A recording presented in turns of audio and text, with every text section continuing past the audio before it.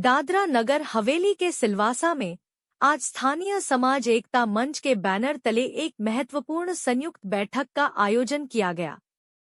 इस बैठक में आदिवासी एवं स्थानीय समाज के सैकड़ों सामाजिक कार्यकर्ता और प्रतिनिधि एकत्रित हुए।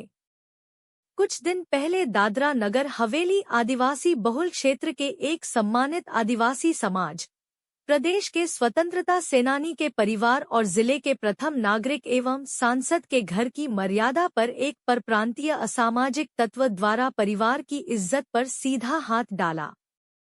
इसी घटना के विरोध और आक्रोश को मुखर करने के लिए आज विभिन्न समुदाय एक मंच पर आए और अपना रोष व्यक्त किया। इसी संदर्भ में 16 फरवरी 2026 को भारतीय आदिवासी धोड़िया समाज उत्कर्ष संगठन ने दादरा नगर हवेली के जिला सुपरिंटेंडेंट ऑफ पुलिस और कलेक्टर को लिखित आवेदन देकर घटना पर विस्तार से चर्चा की और कड़ी कार्रवाई की मांग उठाई थी। अन्य कई आदिवासी संगठनों ने भी प्रशासन को ज्ञापन सौंपकर न्याय और सुरक्षा की मांग रखी। आदिवासी धोड़िया समाज संगठन के अध्यक्ष अश्विन पटेल ने कहा कि दादरा नगर हवेली में सक्रिय कुछ तथाकथित हिंदू संगठनों और परप्रांतियों के संगठन पीड़ित महिला ज्योति हेमंत मिश्रा और उनकी बेटी के साथ न्याय के लिए आगे नहीं आए। ज्योति मिश्रा आरोपी हेमंत मिश्रा की पत्नी है और समाज में यह सवाल उठ रहा है कि क्या हेमंत मिश्रा का चरित्र एक आवारा, टपोरी और असामाजिक गतिविधियों में लिप्त व्यक्ति का रहा है, जिसने अपनी पत्नी और बेटी को धोखे में रखा। अश्विन पटेल ने यह भी शंका जताई कि इस घटना में कहीं किसी बड़े व्यक्ति या संगठन का समर्थन आरोपी हेमंत मिश्रा को प्राप्त हो सकता है। इसका आधार एक ऑडियो क्लिप है, जिसमें हेमंत मिश्रा खुद को दबंग बताते हुए यह कहता सुनाई दे रहा है कि अगर कोई हमें परेशान करेगा तो वह लौट कर आए, तो ऐसे लोगों को दौड़ा कर मारने की धमकी देते हुए सुनाई दे रहा है। इस बयान ने स्थानीय समाज की चिंता और आक्रोश को और बढ़ा दिया है। आज की बैठक में स्थानीय समाज एकता मंच के माध्यम से सभी समुदायों के प्रतिनिधियों ने मिलकर कई अहम फैसले लिए गए। आज की स्थानीय समाज एकता मंच की बैठक में प्रमुख चर्चाओं में है आरोपी हेमंत मिश्रा के खिलाफ आईपीसी की विभिन्न धाराओं एवं SC/ST अत्याचार निवारण अधिनियम के तहत तत्काल FIR दर्ज की जाए। आरोपी हेमंत मिश्रा को दादरा एवं नगर हवेली से स्थायी रूप से तड़ीपार किया जाए। दिविका डेलकर को सुरक्षित बरामद कर उसकी सुरक्षा सुनिश्चित की जाए।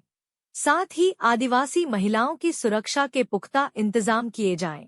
दादरा नगर हवेली में बिना पुलिस वेरिफिकेशन के रहने वाले परप्रांतीय असामाजिक तत्वों को क्षेत्र के लिए खतरा मानते हुए उनके खिलाफ सख्त कार्रवाई की जाए, जैसे और भी निर्णय लिए गए। आज की इस महत्वपूर्ण बैठक में आदिवासी नेता प्रभु टोकिया जी ने भी विस्तार से बताया कि आज समाज ने कौन कौन से निर्णायक फैसले लिए हैं और आने वाले दिनों में आंदोलन की दिशा क्या होगी। आगे सुनिए आदिवासी नेता प्रभु टोकिया जी, जो आज की बैठक में लिए गए महत्वपूर्ण निर्णयों को विस्तार से बता रहे हैं। दादरा नगर हवेली स्थानीय एकता मंच द्वारा आयोजित કરવામાં આવી એક બિન રાજકીય એક સામાજિક મંચ દ્વારા આયોજન કરવામાં આવ્યું હતું, જેમાં અમે સર્વ રાજનીતિક આગેવાનો, પક્ષના આગેવાનો, સામાજિક મંચના આગેવાનો, ધાર્મિક સંગઠનોના આગેવાનો અને સમાજના બૌદ્ધિક વર્ગને, સ્થાનિય સમાજ અને જે વર્ષોથી સ્થાયી સમાજ છે એ લોકોને આપણે જાહેર આમંત્રણ કર્યું હતું। આજે यहाँ पर 200-200 જે તમામ અલગ અલગ પંચાયતોથી, નગરપાલિકા વિસ્તારોથી સાથીઓ આવ્યા છે, જેમાં જે વર્તમાન સમયમાં જે ઘટના બની, અમે વારંવાર છેલ્લા ઘણા સમયથી કહ્યા હોય કે પ્રદેશમાં એક એવો વર્ગ છે જે અસામાજિક તત્વો છે। અસામાજિક તત્વો પ્રત્યેક વર્ગમાં હોય છે। તેવી રીતે પરપ્રાંતીય સમાજમાંથી એક મોટો વર્ગ આવેલો છે, એમાં એક 8-10% એક એવો વર્ગ છે જે તે વિસ્તારમાં ક્રાઇમ કરવાળો સોચ, જે તડીપાર, ચોરી, ચકારી અને ગલત નીતિઓથી અને પોતાના વિસ્તારથી તડીપાર કરીને નીકળેલો વ્યક્તિ આ વિસ્તારમાં એક સ્થાયી થયેલો છે, જે આખા સમાજનું નામ ખરાબ કરે છે। તેવું જ મામલો આવ્યો કે આજે 2-3 દિવસ પહેલાની જે ઘટના બની એ ખૂબ જ નિંદનીય અને ખૂબ જ દુઃખની વાત છે કે અમારા પ્રદેશના સાંસદ શ્રીમતી કલાબેન ડેલકરના પરિવાર ઉપર અસામાયિક તત્વો દ્વારા અને એક મેરિડ વ્યક્તિ, એમની પત્ની, એમની એક દીકરી અને હિન્દુ મેરેજ એક્ટ મુતાબિક કે જે શાદીશુદા હોય વ્યક્તિ, જેનો ઓલરેડી લગ્ન થઈ ગયેલો હોય, એ બીજા લગ્ન નહીં કરી શકે. બાવજૂદ આવા વ્યક્તિએ પોતાની પત્ની અને પોતાની દીકરીને છોડીને પોતાના નિજી ફાયદા માટે અને પોતાને આર્થિક રીતે સક્ષમ બનવાના જે સપનાઓ જોઈને અને એક જે પગલું ભર્યું, અને અમારા પ્રદેશની આદિવાસી સમાજની અને મોહનભાઈ ડેલકર પરિવાર એક એટલે પ્રદેશમાં સૌથી તાકાતવર અને બધા સમાજને સાથે લઈને ચાલવાવાળો વ્યક્તિ પર એના પરિવાર સીધો હાથ નાખીને જે કાર્ય કર્યું, કૃત્ય કર્યું, બિલકુલ એને અમે સહન નહીં કરી શકીએ. જેના કારણે અમે આ બેઠક બોલાવી, જેમાં અમે નિર્ણય લેવામાં આવ્યો. અને આ ફક્ત એક અહીંના દરેક સમાજ, અહીંના સ્થાનીય સમાજ, આદિવાસી સમાજ, અહીંનો જે પરપ્રાંતીય સમાજ પોતાની મા, બેન, દીકરી સાથે એક બિલકુલ સ્થાયી સમાજ છે. આ પ્રદેશ એવો છે કે દેશ અને દુનિયામાં તમે જોજો, આ પ્રદેશ એવો છે કે કોઈ બી રાજ્યમાં કંઈ પણ ઘટના થાય, કંઈ પણ જાતિ ધર્મ કે એના પર દંગો ફસાદ થાય, પણ આ પ્રદેશ એટલો સેફ કે આ સુધી કોઈ જગ્યા પર કોઈ રીતે આવી રીતે કંઈ પણ ઘટના નહીં થઈ. પરંતુ છેલ્લા 7, 8, 9, 10 વર્ષમાં આ દિવસે ક્રિમિનલ ક્રાઇમો દરેક જગ્યા પર અસામાયિક તત્વો, ચોરી ચકારી, લૂંટફાટ, મારામારી, ગુંડાગર્દી દરેક જગ્યા પર થઈ રહી છે. અને એના પરિણામ સ્વરૂપ આ વસ્તુ આ થયું છે કે આજે અમારા પ્રદેશના સાંસદનો પરિવાર સુરક્ષિત નથી, તો સ્થાનિય સમાજ, આદિવાસી સમાજ યા જે વર્ષોથી પોતાની મા, બેન, દીકરી સાથે અહીંયા રહી રહ્યો છે, એ લોકો કેવી રીતે સુરક્ષિત રહેશે? જ્યારે અમારા સમાજના મોભી, અમારા સમાજના આગેવાન, એટલા પાવરફુલ પરિવાર એ જ્યારે સુરક્ષિત નહીં રહી શકતા હોય, તો બીજા રાજ્યથી જે રોજીરોટી કમાવા આવેલો એક નિર્દોષ વર્ગ છે, જે પોતાની પરિવાર સાથે પોષણ કરવા માટે આવેલો છે, એ વર્ગની મા, બેન, દીકરીઓ કેવી રીતે સુરક્ષિત છે? આ એક બહુ મોટો સવાલ છે. આ આખા પરિવારને, આખા સમાજને, આખા પ્રદેશના લોકોને વિચાર કરવા માટે મજબૂર કરી દો છે. જેના કારણે અમે આ પગલું લીધું છે કે હવે દાદાનગર હવે નહીં, અને દરેક વસ્તુ શાસન પ્રશાસન ઉપર જ હવે બધું છોડીને એમ કાંઈ કે મારી બેન દીકરીને, મારા બેટીને, મારા પરિવારને, મારા સમાજના લોકોને સાચવવા માટે શું ફક્ત પોલીસ પ્રશાસનની જવાબદારી છે? શું જિલ્લા પ્રશાસનની જવાબદારી છે? એના અલાવા સામાજિક લોકોને કે સામાજિક આગેવાનો કે લોકોની બી જિમ્મેદારીઓ કે સમાજ પ્રત્યે લોકોની શું જવાબદારી છે? એ જવાબદારી આધીન મેં એઝ એ કોંગ્રેસ પાર્ટીનો પ્રેસિડેન્ટ છે, બાવજૂદ કોંગ્રેસ પાર્ટીને બેનદલે નહીં કરતા એક સ્થાનિય સમાજના મંચ બનાવીને અમે સર્વ સમાજના લોકોને ભેગા કરીને ચર્ચા કરી કે એમાં શું કરવું જોઈએ જે ભવિષ્યમાં આવી ઘટનાઓ નહીં બને, જેમાં હવે એમાં નિર્ણય લેવામાં આવ્યો છે.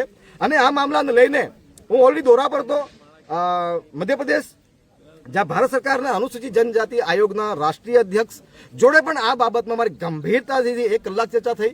અને ત્યાં પણ અમે વાત કરી છે કે છેલ્લા 30-35 વર્ષમાં જેટલી પણ પ્રદેશથી બહેનો, મહિલાઓ, દીકરીઓ ગાયબ છે, એના જાંચ તપાસ માટે એક ટાસ્ક ફોર્સ કમિટીની ગઠિત થાય.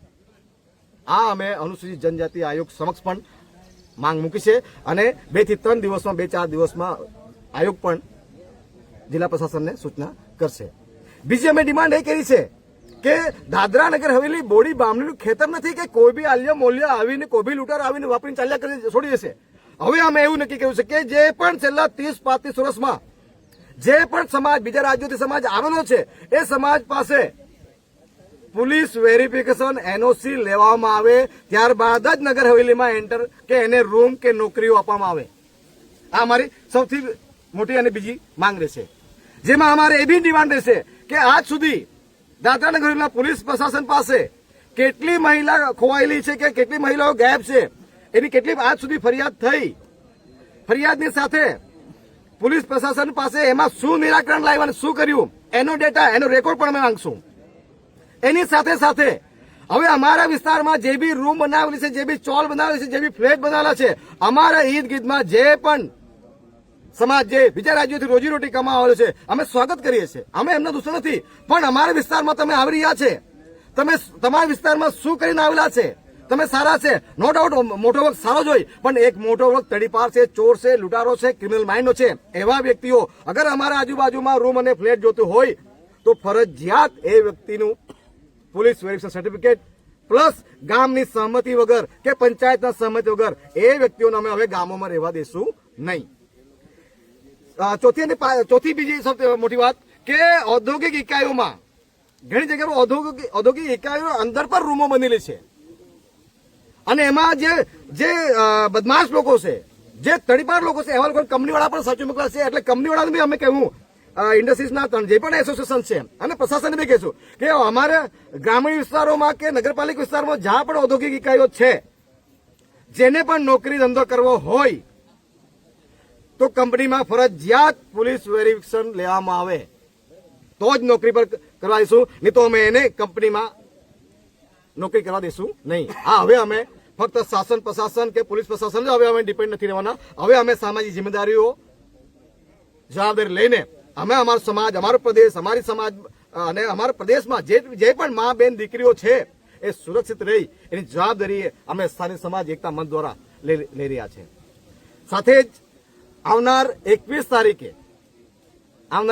તારીખે તમામ અમે વેપારી ભાઈઓને અપીલ અને નિવેદન કરીએ છીએ કે પોતાની મા બેન દીકરીના સન્માનમાં એમની સુરક્ષા માટે દરેક વેપારી ભાઈઓ સ્વયંભૂ બંધ કરીને 21 તારીખે અમારા સાથે રેલીમાં જોડાઈ અને સાથે પ્રશાસન સાથે જિલ્લા પ્રશાસન અને પોલીસ પ્રશાસનને નિવેદન કરીએ, જે અમે જે ચર્ચાઓ કરીએ એ મુદ્દા પર અમે આવેદનપત્ર આપીશું અને આ બાબતમાં શાસન પ્રશાસન અમે 15 થી 20 દિવસનો અલ્ટિમેટ બી આપશું અને 15 થી 20 દિવસમાં અગર પ્રશાસન પોઝિટિવ વેમાં સકારાત્મક રૂપે અમે હાથે ચર્ચા કરવા તૈયાર હોય ને એનામાં પગલું નહીં ભરતું હોય તો આવનાર સમયમાં આખા નગર હવેલીને અમે રોડ પર ઉતારવાનું આહવાન કરી દઈશું.